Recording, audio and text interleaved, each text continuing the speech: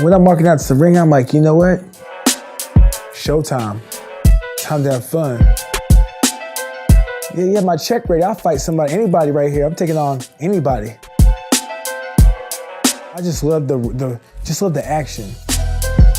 My mom, she's like, go out there and whoop his butt.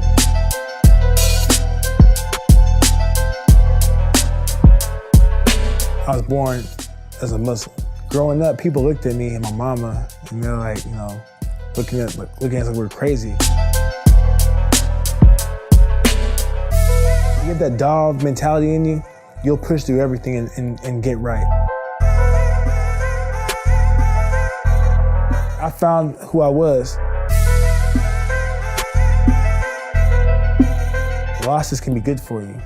Getting beat can be good for you. And what about Rampage? I touched his stomach. I was like, man, you're kind of fat. He's like, I am, but I'm gonna get in shape for you. I was like, well, you need to get in shape. This is terrible.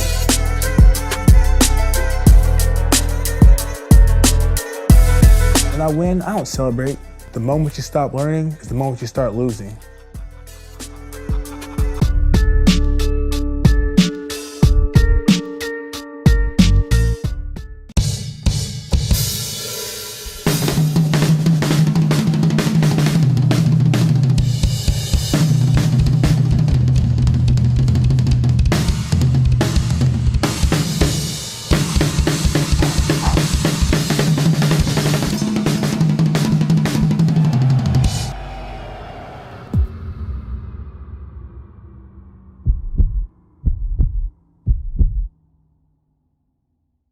Boom! I just finished with MMA fighter King Mo Lawal. And wow, what an incredible guy. He is going for his rematch with Quinton Jackson, and it's going to be a huge fight. Their first fight was very controversial decision, and Mo has been there and done that. Tonight he talked about what it was like growing up to a single mother from Nigeria as a Muslim in the South, and how he fought through that and then fought his way onto the wrestling mat. He talked about how he got schooled here at Oklahoma State by some of the greats and how he loved to get defeated because it shows him holes in his game. And he even said to me in the chair, he said, Brian, when I win, I go back to the hotel and I go to room service and I go to bed. But when I lose, I go out and I talk to my friends because I feel like I've learned something I can get better at. And that's the key to Mo. I learned so many things with him tonight. He said it's all about mindset when it comes to winning. It doesn't have to do with how much you weigh, how strong you are, how athletic you are. It's all down to whether you're going to allow yourself to break. And that's true in the cage. It's true in life. And I really enjoyed hanging out with Mo. He even showed me his grills, and apparently he's got a grill man down in Fort Lauderdale that's going to hook me up with some rose gold ones to match my watch. And if you don't know what grills are, you'll have to watch this show. It's fascinating. Mo's got a huge personality, and I think you're really going to enjoy tons of like really actionable stuff from the man himself. And we here are getting ready for a big fight because we are bringing out the latest and greatest, completely revamped version of the Business Accelerator. Yes, in 8 weeks, you can turn your passion into a business and stop working for the man like I used to about 5 years ago in banking. I quit that and I turned this passion now into a business where I can hang out with cool cats like Mo Lawal and have it support me and my family. And I'd love to teach you how to do that. Our Business Accelerator is opening soon. Applications will be open at the end of February, so get yours in. It's going to be oversubscribed. We're only going to take a limited number of people, but this is real talk, 2 hours of live calls with me every single week, calling on you during the calls, making sure you've done your work and making sure you build your business. We're super excited. So stay tuned for that. And now I give you King Mo Lawal.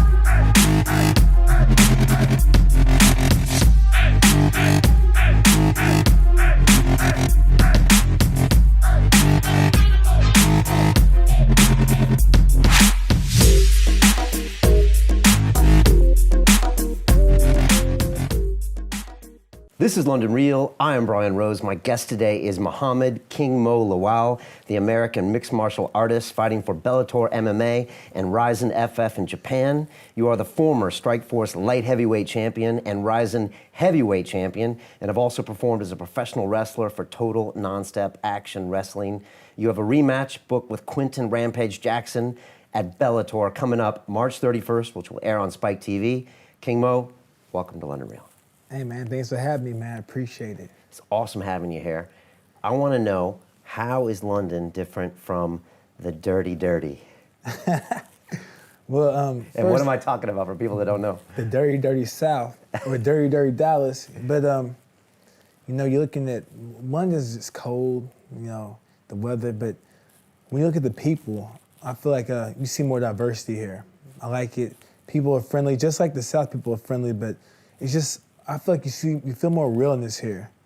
I don't know, I've been here for a week, but it's hard to explain. I see people around here, people are tolerating each other, people are respectful of each other, you know, and I like it, I like it. Just don't like the cold weather, that's All about right, it. we'll get that changed. All right, hopefully. Right away. But yeah, I know what you mean. Like, I find that when I go to New York City, you know, I'll be a cab driver and the guy's from like Nigeria, but he wants to be American. Everybody wants to be American. Here, I can hear like 15 different languages. You walk down the street, people are from these kind of things. So I guess you're feeling that. Yeah, because, you know, here you can assimilate somewhat, but you can keep your culture. But sometimes in America, people don't like the fact that if you don't assimilate. So that's why you see people say to, like, you know, South Florida where I stay, people get mad at people speaking Spanish. Speak English, speak English. But they're from a different country. But if they want to speak Spanish, well, sometimes, you know, you have to adapt yourself. So you see more people in America learning Spanish. I think that, you know, it's good for people to keep their culture, you know, because that's what makes, you know, the more culture you have, the more ideas you see. And I like the variety as well. Nice. We got to get you back here for a fight.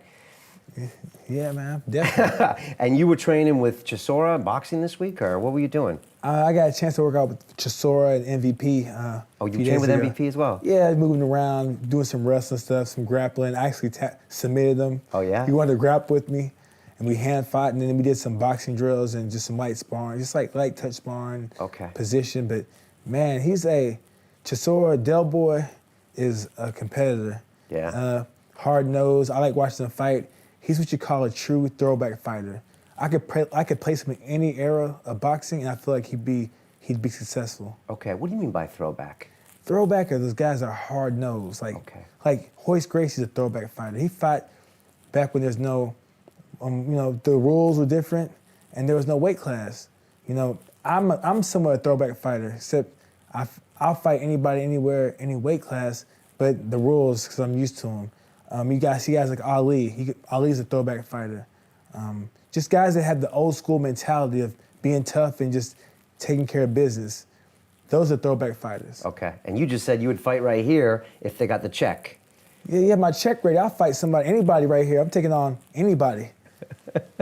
And you're fighting at heavyweight, you're fighting at light heavyweight. Who knows, you might fight Fedor, you're fighting Rampage at heavyweight. Before you fought him at light heavy, you don't mind. I don't care, because to me, size makes a difference, but skills overcome size. And game plan and tactics, technique, it overcomes size as well. That's one thing my old wrestling coach, Kevin Jackson, told me. Kevin Jackson, he was a two-time world champion and Olympic champion. So, you know, anything he tells me, I believe in. Yeah, and you grew up with that wrestling background. And I want to get to that, and I want to get to Rampage Jackson as well at some point. But it's funny because you're a guy that's always training. That's what I heard about you. Yeah. Even when you don't have a fight, you're always training. You're over here on vacation in London, and you're boxing. Yeah. And you're training with MVP. Was that always something that was is that just Mo? You know what, it's me, but at the same time, like, I got that from my mama, because my mama, she moved from Nigeria to Kentucky. And it's actually Tennessee and Kentucky, and single parent. She came as a Muslim woman there, you know, and she was like, look, I'm not gonna fail my kids. They're not gonna be stupid. I'm gonna instill the values of hard work and into them. And she worked hard. She put herself through school, all that, you know, and by herself, no help. So, you know, I saw my mama do it, and I was like, I can't slack, because America's all about hard work or smart work. So I work hard, but at the same time I work smart. And that's what my mama instilled in me when I was young. What's that like growing up, Kentucky, Tennessee? This is 30 years ago, right? You got a name like Muhammed, right? And you're Muslim. Yeah. I mean, that's crazy. What was it like? Well, the thing is, like, I was born into a Muslim family, but I'm not really practicing. But the thing is, I still respected, and I was born as a Muslim. Growing up, people looked at me and my mama, and they're like, looking at us like we're crazy. And people would never call me Muhammad; they call me Mo. That's why I went by Mo for so long. Only my close friends call me Muhammad, which is weird. But everybody else, the teachers, would call me Mo. I had very few that call me Muhammad, but a lot of them, I'm gonna call you Mo. And there's no O in my name. You know what I'm saying? My name's spelled M-U-H-A-M-M-E-D, not M-O-H-A. So I just stuck with Mo here and there. If you became real cool with me, call me Muhammad. So, it was just different, but, we had to adapt. Okay, but it was all right.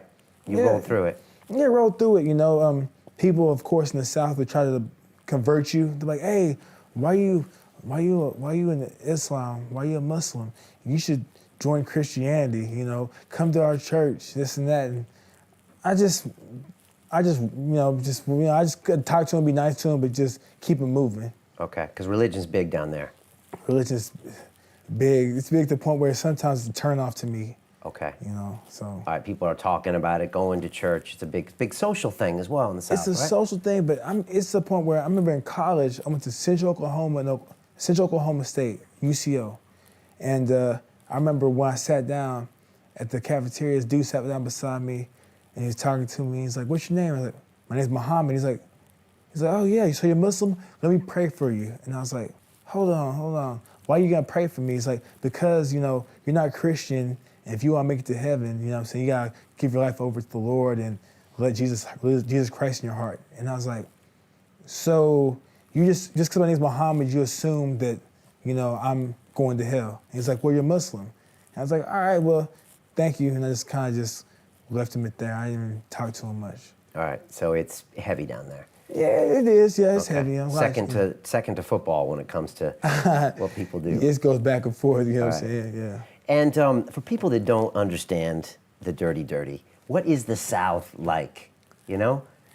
Well, the South is hard to explain, but now the South is tends to be slower, but now it's growing. Like Dallas is a fast growing city, Austin, Frisco, Texas, Nashville, Tennessee. Then you got South Florida, which I don't really consider the dirty South, but then you have Mississippi, Alabama, Atlanta's growing, but it's weird because you'll see places that are very progressive, but then you'll see a majority of places that are just stuck in the 70s, right? Early 80s, if you're lucky, mid 90s. But time moves real slow down there. Okay, because it's backwoods, rural, it just moves slow. There's a lot of backwoods, rural areas, and there's also some city areas, and I feel like you'll see some towns all of a sudden turn into a city, and then you'll see some towns just stay small and just be empty, pretty much. Okay, all right, and but the music's good. Music's real good, especially the rap down there. You have the thing about the South is the South is strong with culture. If you think of the West Coast and I say name me a food from California, you really can't name nothing. Sushi. So, but that's really from Japan, you know what I'm saying? But right. Same thing with the East Coast, but you can say Philly cheesesteak. But down south, you got chicken fried steak, cheese grits. You have barbecue. There's more culture in the South. You know what I'm saying? There are things you'll see in the South and only in the South, and they'll be duplicated elsewhere, but not nearly as good. Okay.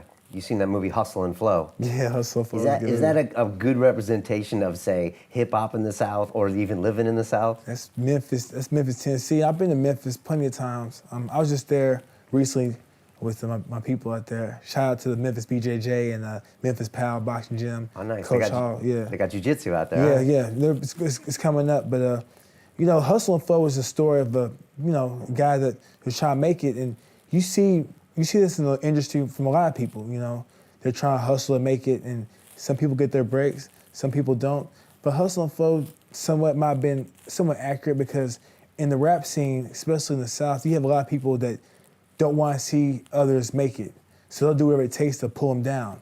And that's what you saw in Hustle and Flow. Okay. You know, it's somewhat true. Yeah. Right. And the music is hi-hats, big bass, nasty rhymes. Yeah, somewhat. You got some real rappers like guys like Zero from Houston.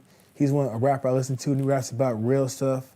You got Ant Banks from Shreveport, Louisiana. He raps about real stuff. You have rappers that rap about real life situations.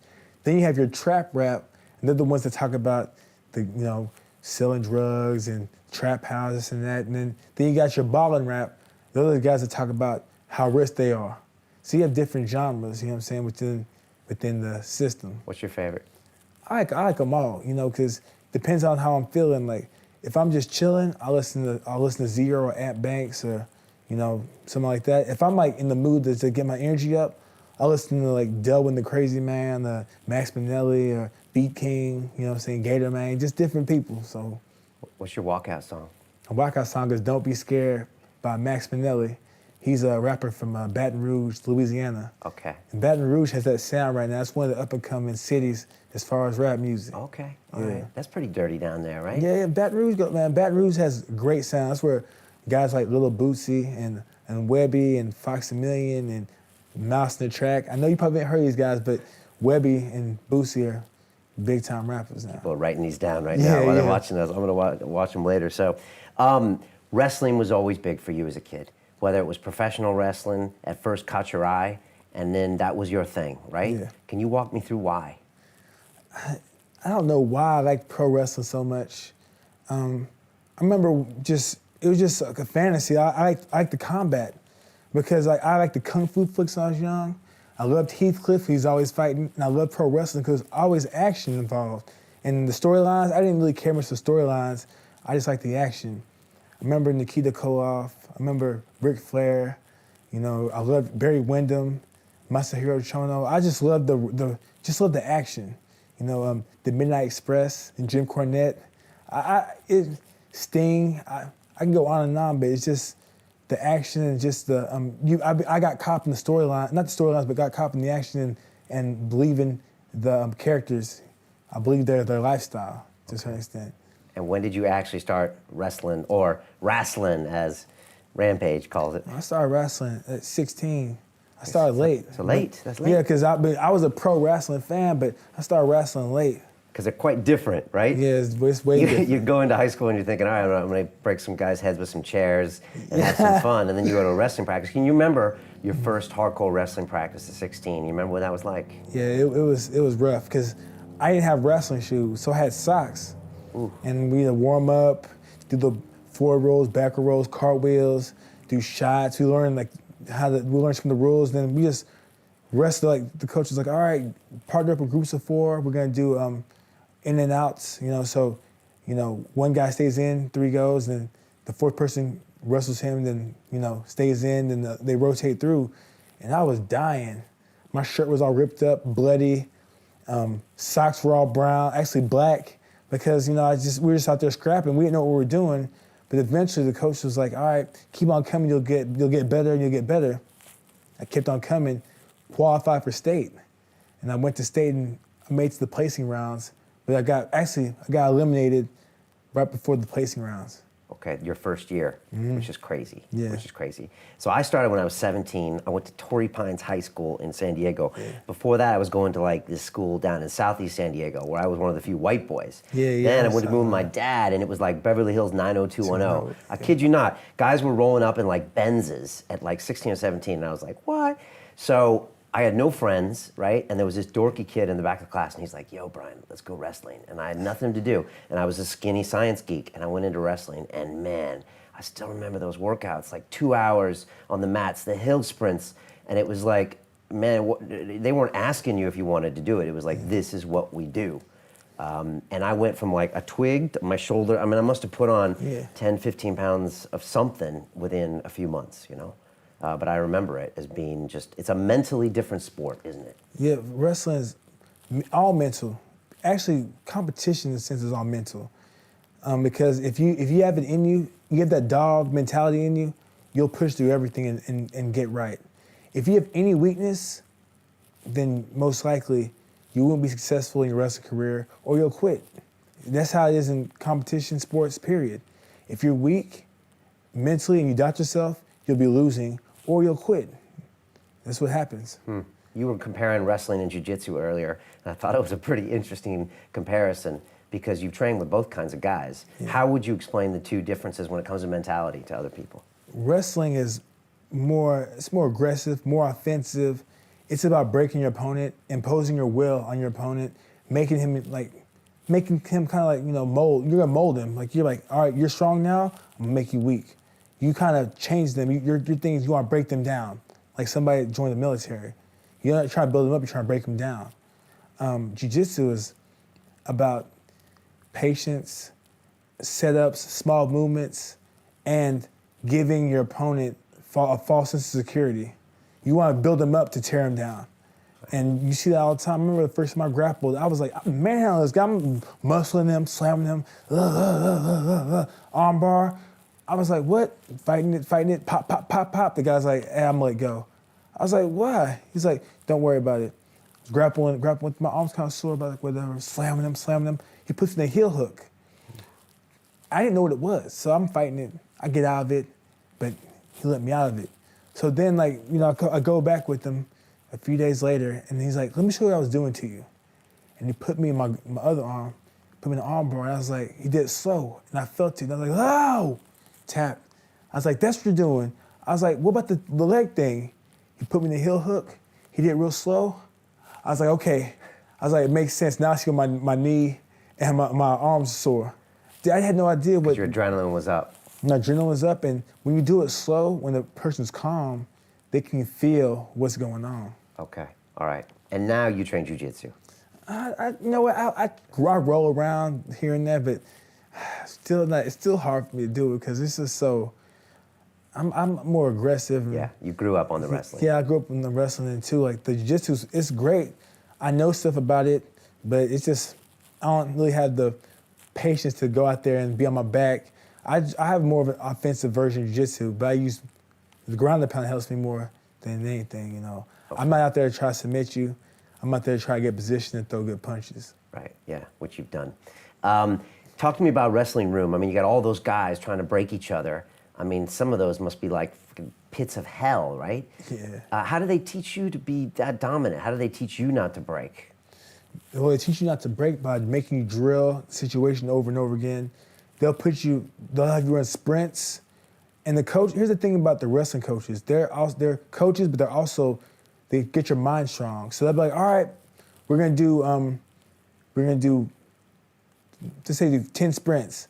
But when on your break, we're gonna do unlimited push-ups for 30 seconds until, when I say stop, after 30 seconds, you're gonna run back down, go back, run down, come back and do more push-ups till I say stop. So pretty much everything they do, they're doing it to get your mind right. You might break, but the coach is like, get up, keep going, to motivate you. So eventually, come time for a match, you felt what it's like to be tired. You felt what it's like to be sore and aching and, mouth watering, bleeding. You've already experienced that in practice. So you've already seen it every day in practice, twice a day. But when it comes time for competition, you have to composure. So the coaches prepare you for that. They prepare you for battle. Have you seen guys cry in the wrestling room? Seen guys cry, seen guys throw up, seen guys get in fights, seen guys quit.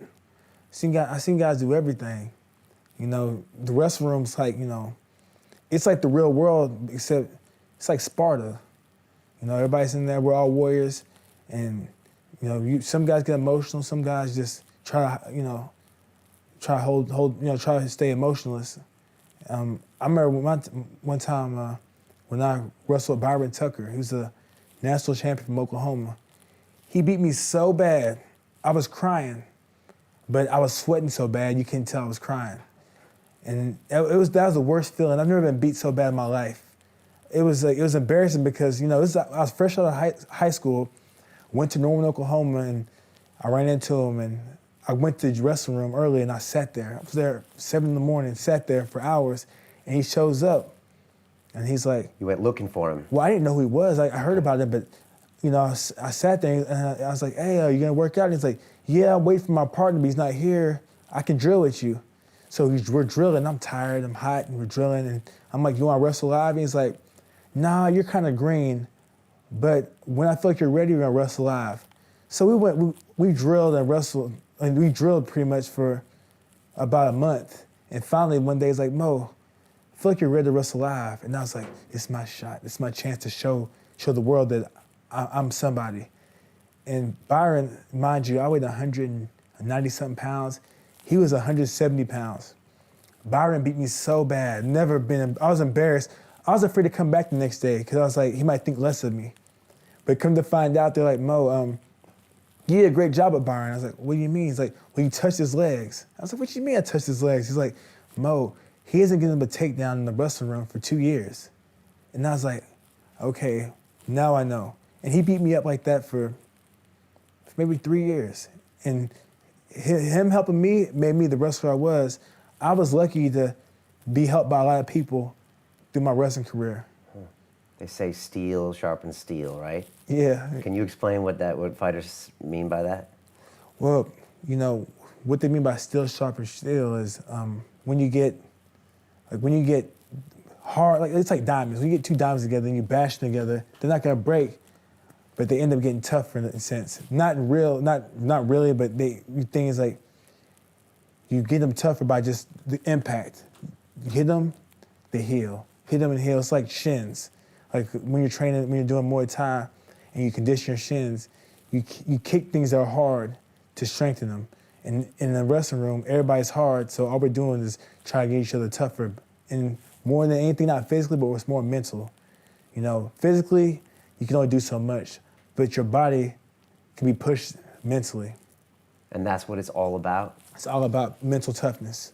You look at Iowa, the Iowa wrestling program, they historically have a great program, but they recruit hard workers. They don't recruit the best athletes. They recruit guys that they can know that'll be competent and be reliable mentally. So they get those guys that are mentally tough and make them even more mentally tough. So you'll see guys from Iowa be down by 9 points and come back with will and sheer conditioning and mental toughness and come back and win the match. Wow. And that's what they're known for because they teach these guys that mental toughness. They try to bring you in to break you down and then build you back up. And you went to Oklahoma specifically because they're one of the best wrestling schools. I went to Central Oklahoma because out of high school I wasn't really known. I had no credentials. I was a state champion, but I went to high school nationals and went 2-2, or 3-2. No one really knew who I was, and the coach at Central Oklahoma was like, I heard about you. I want to give you a visitation and see if you like the school, and then we'll talk from there. So I went up there with my mama, and I was like, okay, I think they might offer me a scholarship. I'll sign right now. But I didn't know you have to wait. You know what I'm saying? So I went up there, and I met everybody, and I was like, okay, this is what I want to come to. And went home, signed the paper, the letter of intent, went to Central Oklahoma, and then right after my last day of high school, I paid the guy $20 to take me to Oklahoma, to my cousin's house, and I was gonna start training with the University of Oklahoma, which is a D1 school, because Central Oklahoma is D2. Okay. But I trained with the University of Oklahoma for the whole summer.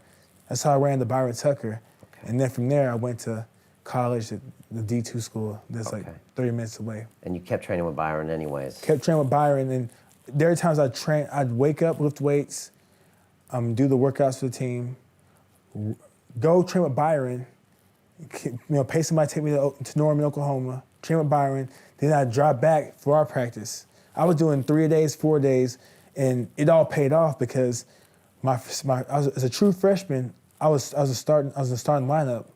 I made the starting lineup, I qualified for nationals, I almost placed, but I didn't. The next year I came back, I was wrecking shop. I was one of the top wrestlers in the nation.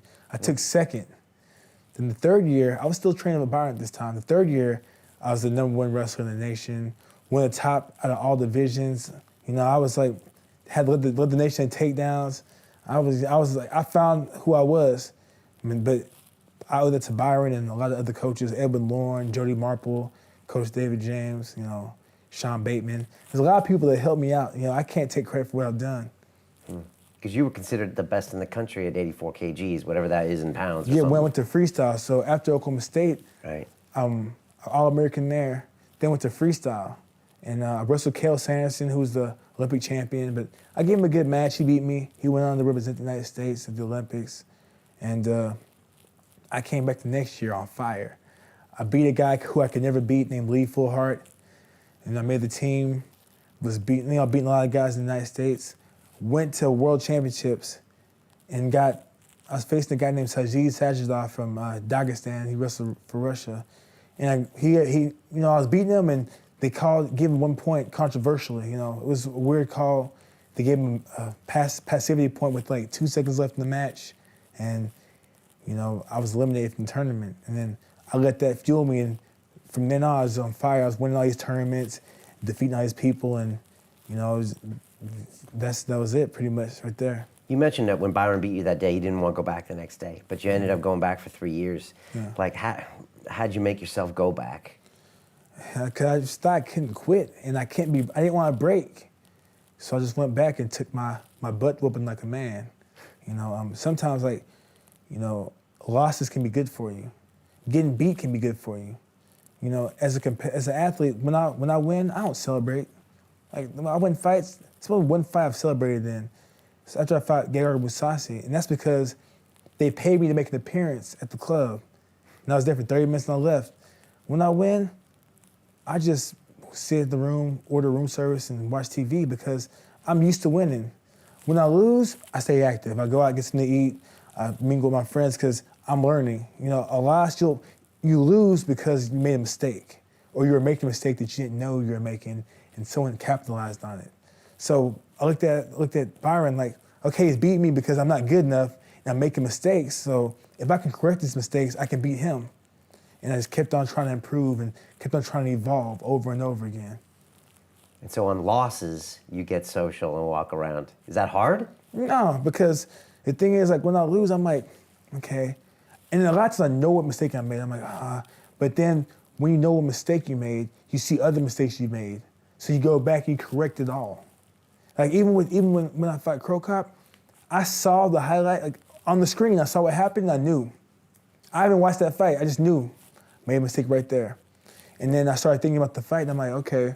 Then I watched clips of the fight, and I was like, I should do more jabs, do more right hands to the body, left hook would have been there, with the body kick, I should have followed it up, and I know my mistakes, so I'm always trying to pick up on things. Okay, and it doesn't bother you because it's not an ego thing for you, it's a learning thing. It's a learning thing.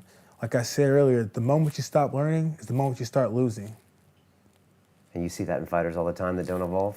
Seeing fighters all the time in all sports, not just fighters, all sports. If you don't make any changes, like unless you're like Usain Bolt, who's like just a phenom, like you're gonna lose. But I'm pretty sure he's made some changes because he's lost to guys like Johan Blake, and I think he lost to Justin Gatlin. He's lost a few times, but not many. But I'm pretty sure when he lost, he's like, okay, let me make these adjustments. You have to make adjustments when you lose. If you don't, you're gonna keep on losing the same way, the same fashion. You're at the top of your game, one of the best wrestlers in the country. You're getting better. But for wrestlers, there's like one end game, which is the Olympics, right? Yeah. That's pretty much the only end game. So 08, you try out, and that's your shot, right? Yeah, man, it was tough. 08, I was the man. I'm the #1 guy, prospect in the world. I win nationals, come to the trials. A guy named Andy Rovat, who's beaten me before, we're wrestling. I thought I beat him. The first match I beat him. It's the best 2 out of 3. Second match, he gets me, even though it's kind of controversial. The third match, I think he beat me in the third match, but he should never went to the third. But he went on to represent the United States now as an alternate. And then I watched the Olympics. The guy that I beat, Rivas Mendershvili from the Republic of Georgia, I beat him handily, in Azerbaijan earlier. And I see him win. I'm happy for him. He's a great guy. I'm happy for him. And then I see the guy from Ukraine, Taras Danko, and I beat him before. And then I see even a weight class above, because I'm a money weight. I jump around. I beat a guy at 96 kilos, I think from Turkey. he medaled at 96 kilos, took bronze, and I'm like looking at myself like, if I went out there and handled business the right way, that could have been me winning the gold or possibly a medal. But it fueled me and helped me carry over my ambition and my drive to MMA. Did it hurt watching all that? It hurt, but at the same time, I was like, you know what? It is what it is. You know, I can't dwell in the past. It hurt, but coulda, woulda, shoulda. I didn't. So now it's time to move forward and have no ill will to anybody. Daniel Cormier had, an experience with the Olympics. Like he had a hard time cutting weight, and blah blah blah. But he always says maybe that's a good thing. He didn't get that qualification. I think Randy Couture said the same thing. There's guys that built careers out of not winning on the Olympics. What do you make of that? Well, it's true because sometimes, like, some people get complacent, and like, after they win the Olympics, like, you know what? I'm gonna go coach, or I'm gonna sit back. I'm not gonna do anything. I'm done competing. But then they're guys that don't accomplish their goals. Like, you know what? I gotta find another way to get back on top. And they'll look at MMA and be like, you know what? MMA is it. I'm gonna go out there and fight. I'm gonna show that I'm still a true champion. Right. And they go to MMA and they go out to MMA with a chip on their shoulder. And they go out there, they wreck shop. Like Daniel Cormier is doing, like Yoel Romero, like Ben Askren, Henry Cejudo. There are a lot of people out there that are successful wrestlers that crossed over to MMA, and they're doing their thing right now. Yeah, and you could argue with Ronda Rousey, her getting that bronze, put that big chip on her shoulder. Ronda Rousey too. Forgot to mention Ronda. Ronda crossed over, and when she crossed over in a big way. Yeah. She helped create a movement. Actually, not create a movement, but she helped spur and create a snowball with the women's empowerment movement. Ronda Rousey. You were in Strikeforce with her, right? Did you know she was going to be big? I heard about her and I saw what she was doing. I was like, you know what? She has star quality. She's well spoken. She has skills. And I was like, she could be big. Okay. Now, did you go into MMA with that vengeance after missing the Olympics? Yeah, definitely. I went to MMA thinking like, okay, it's time for me to take care of business. I'm not holding back. Let's do it. Because I was broke too, so I needed the money. So I was like, let's do it. I started training for about 6 weeks. My manager gets a call from Japan. And it's like, hey, Roger Gracie was hurt. He's supposed to fight Travis View in Japan for Sengoku. Do you have anybody that can take his place? And he's like, yeah, I have a guy named Muhammed Lawal. It's Ryan Parsons, my old manager. He's like, Muhammed Lawal can take his spot. He goes by King Mo.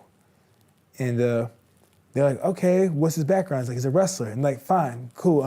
We'll send you paperwork. Go to Japan. Get your visa. Not Japan, but go to LA. You can get your visa and one name there. You know what I'm saying? So I went there early in the morning, got my visa, got everything taken care of, and then literally about a week and a half later, we flew to Japan and fought. Co-main event. I had no idea it was a heavyweight. I thought because I heard Travis View was a heavyweight a few times, but he fought 205 as well. So I get there and I'm like, I'm fighting Travis, where's he at? I was like, oh, he's big. A heavyweight, right? Like, yeah. I was like, so what bout order am I? Am I the first fight? Because I'm like, I'm nobody. They're like, no, you're the co-main event. And I'm like, the co-main event? I'm like, oh, okay, well, cool. What's the game plan? Here's the game plan, blah, blah, blah, all right? Can you talk to somebody about getting me some girls to walk out with me and a crown and, a robe and some other stuff, an umbrella? And they're like, all right, we'll do it for you. We did it. No, well, I have to ask now. Yeah. You're known for your walkouts. Yeah. You got the girls. Yeah. They're holding the umbrella. You got the crown. You got the gold. Where did all this come from? Well, all this came from Ric Flair is a big influence because he had the robe and he had the girls. And then I saw this mafia documentary where this guy, the FBI is trying to watch him and they're trying to watch him and trying to catch up on him and tap his phone and everything. And he noticed what was going on, so what he did was he'd go outside in the road and he had the guy with the umbrella walking over him so they couldn't really get a clear picture of him. Okay. So I was like, I like that. I was like, okay, I'm gonna add that to it too. And it was a good experience. Matt Lillman was there, cornering me. And So that was the first time you did that walkout. yeah. Okay. Josh Barnett wrapped my hands. Okay. You know, this is the first punch I landed did this to my knuckles. Did that to your knuckles? Yeah. So that's that middle knuckle that's all Yeah, it's big. it's all big. And I remember I was like, Is hey, that tattooed on your fingers there? F y'all. F y'all. Yeah. Okay, that's all good. But I remember I was talking to them. I was like, look, after, when I was getting in the ring, I shook them, like gave them all hugs. I was like, hey man, forget the game plan. I'm gonna just go out there and fight. And like, Mo, I was like, nah, I'm just gonna go out there and fight. Forget it, I'm here. And went out there, I wasn't really trying to take the guy down. I was trying to like scare him because I was gonna try to knock him out. I was like, look, this guy's big. I'm gonna try to get him out of there. And you know, luckily I just landed a Superman punch, took him down, pounded him out, TKO, first round stoppage. And then from there on, just had to keep on going strong. Man, did you box before that? I boxed a little bit, like years ago, like just for cross training. But then I really boxed seriously for 6 weeks leading up to that fight.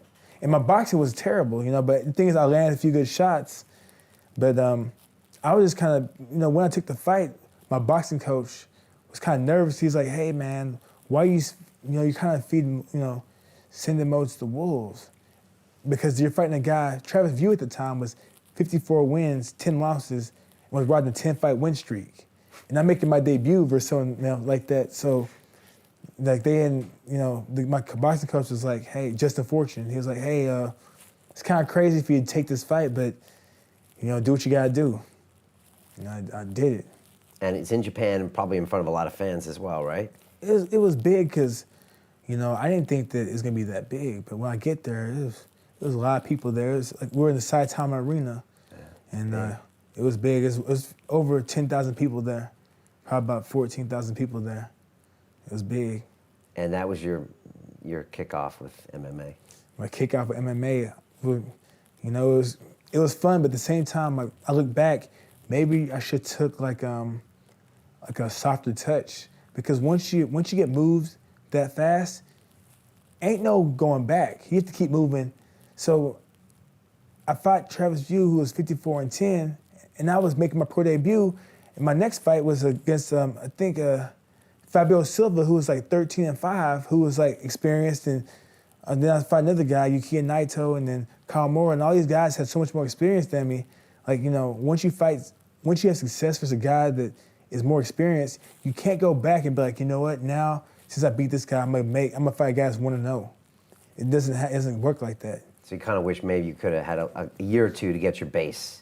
Yeah, get a year or two, but you know, you see guys like Tyron Woodley, like he did it the right way. He fought as an amateur. People don't know this, you know, but he fought as an amateur for a while. Because he was fighting as an amateur in 2005 while I was still wrestling.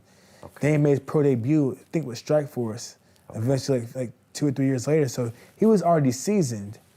Me and Dan Cormier didn't do that. We kind of just jumped in there and just was like, all right, we're fighting. And that was a completely different MMA landscape than today. Way different. Can you even recognize today's MMA landscape where there's an event? I mean, I remember back in '02, UFC came to England, and I would wait every 3 months for like a Pride bout, and then I couldn't watch it live. You'd have to read about it on Sherdog or something. And I was literally like jonesing for something. And I'd watch all the old tapes and stuff like that. I mean, these days, there's basically a fight every weekend, pretty much, right? Yeah. You got, you know, superstars with crazy things happening, whether it's McGregor or Ronda and that kind of thing. What do you make of all that? I think that it's good and bad. It's good because, you know, there's more money to make, but it's bad because it's oversaturated. And the product, to me, in some ways, has gone down. Even with Strikeforce used to have a show a month, and those shows were good shows.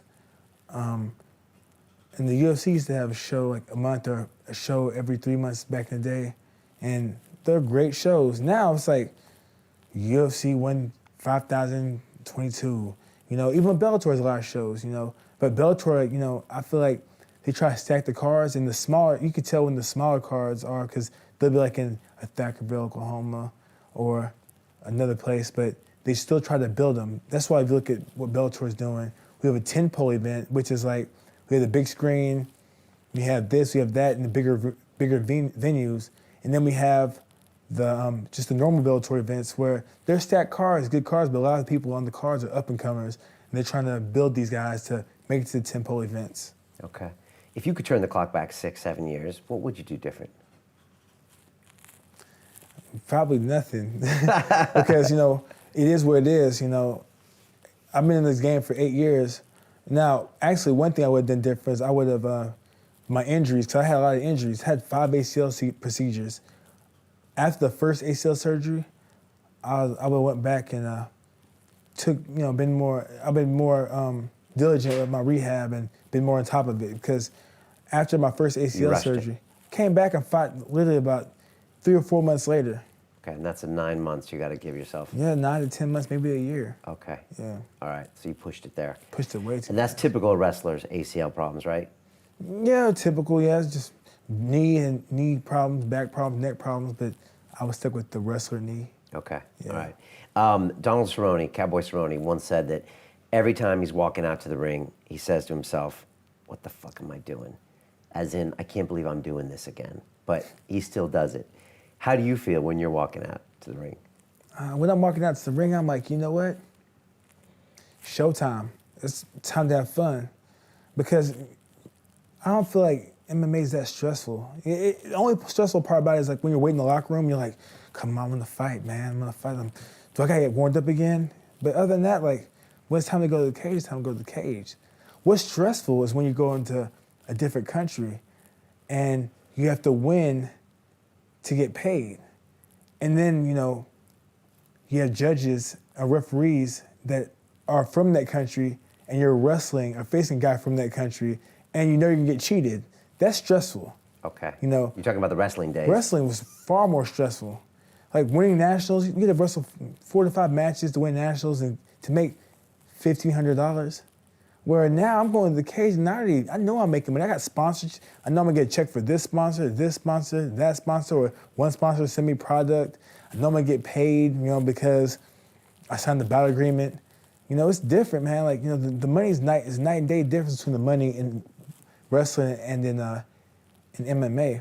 Okay. And since you put all of those hard sessions in Oklahoma and all that stuff, this is not stressful. No, it's time to go. It's playtime.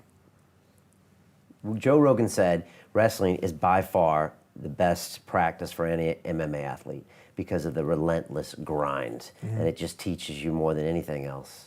You agree with that? I feel like wrestling is probably the best thing.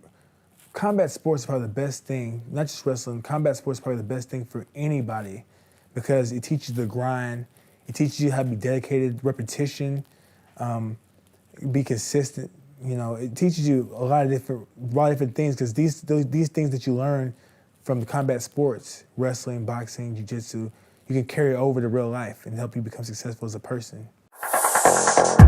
Continue watching this fascinating conversation for free by clicking on the link below to visit our website, and I'll see you on the inside.